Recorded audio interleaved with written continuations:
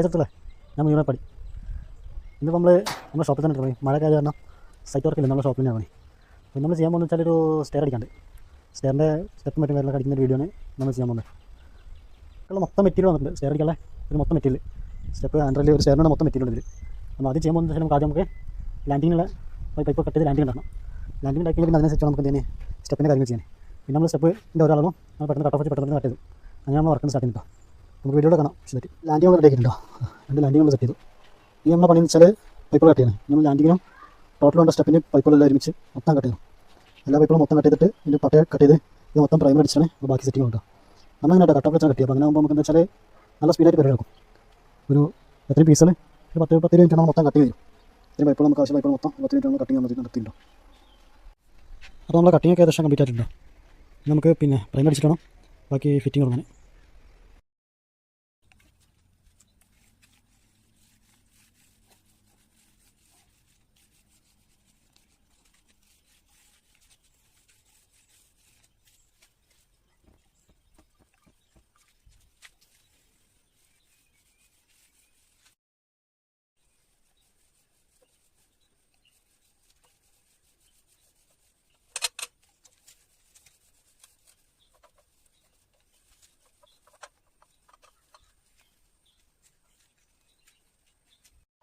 അപ്പോൾ സുഹൃത്തുക്കളെ നമ്മൾ സ്റ്റെപ്പ് സെറ്റ് ചെയ്ത് തുടങ്ങിയിട്ടുണ്ടോ?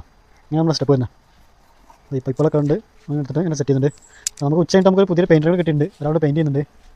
ഹായ് ഗായ്സ്, ഞാനിപ്പോൾ ഇവിടെ പെയിൻറ്റ് അടിക്കാൻ വന്നതാണ്.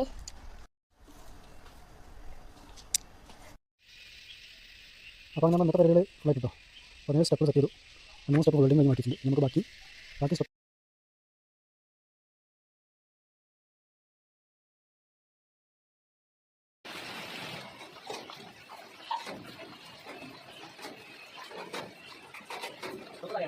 അതെയോ നോക്കിയിട്ട്